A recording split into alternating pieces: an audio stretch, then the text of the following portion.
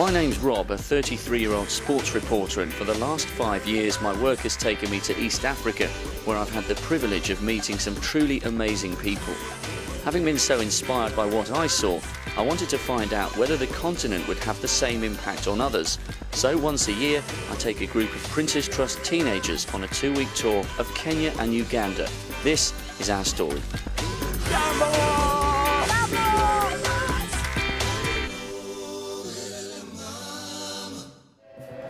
The Kenyan capital Nairobi is the start of our journey. Accompanied by our driver Timo and our guide Debs, this affectionately named truck and 5 two-man tents will be our home from home for the next 2 weeks. This is the rite of passage, getting on Pongo for the first time. 2 hours drive north of Nairobi, we reach the lush, tranquil setting of Kembu, a campsite set in the grounds of a working farm. For their first night together, the group are expecting Western food and an easy lesson in erecting their tents. But to get them in the African spirit straight away, Debs has arranged for us to have a meal with farm workers and stay the night with them in their huts. It's a chance to break down any preconceived ideas the group may have about the place and the people. His name is Ian. My name's Asha. Hello, Ian. Jambo, Ian. Ian! Jambo. Ian! Has he gone shy? I'm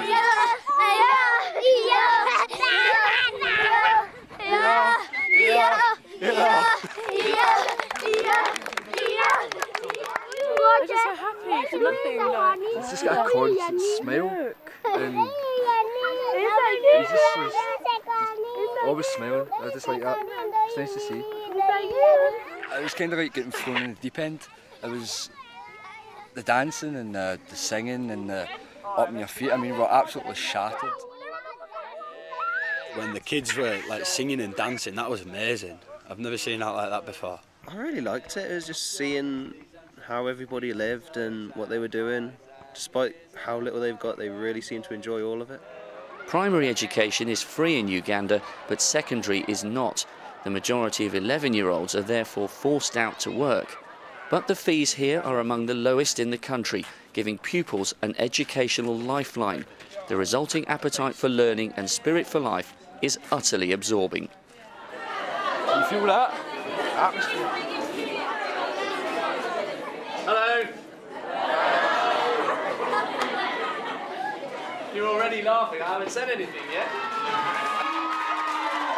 You seen this? A million questions to have never stop talking.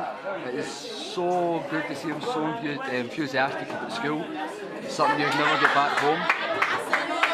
They're so energetic, I can't keep up. It's just boom, boom, boom, boom.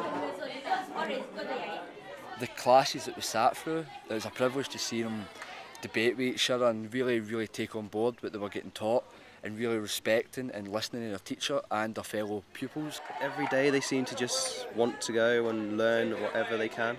In England, we take it for granted. Like, we see it as a chore, whereas in Africa, it's like classed as a privilege. When I get back home, I'm probably going to change things, do something more with life because the people here do. It's such a brilliant example of a school working in a local community to give them access to education that they wouldn't otherwise have. I think my group have really started to take that on board, so hopefully they can survive the next 4 hours of classroom stuff, and then I think someone's organised a football match for us later in the day, so plenty more still to do, I think.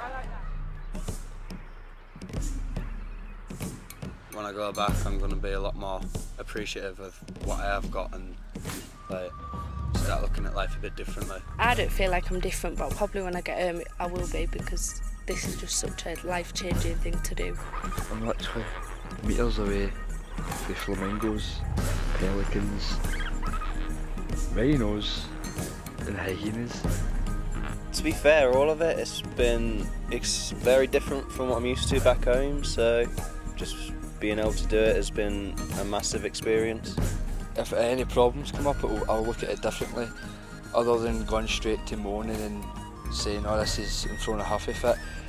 I'll think back to times when I was here and I'd see people who had absolutely nothing and had the biggest problems compared to mine and never let it get them down and always had a smile on their face. I think once I kind of think about that and take that approach to my own life, then things will be better. You know, even if only one or two of those young people end up doing something different or getting to a goal quicker than they would have otherwise done, then all the hard work and the effort's been worth it. So tired but pleased, and I'm determined to do it again. They were a superb group.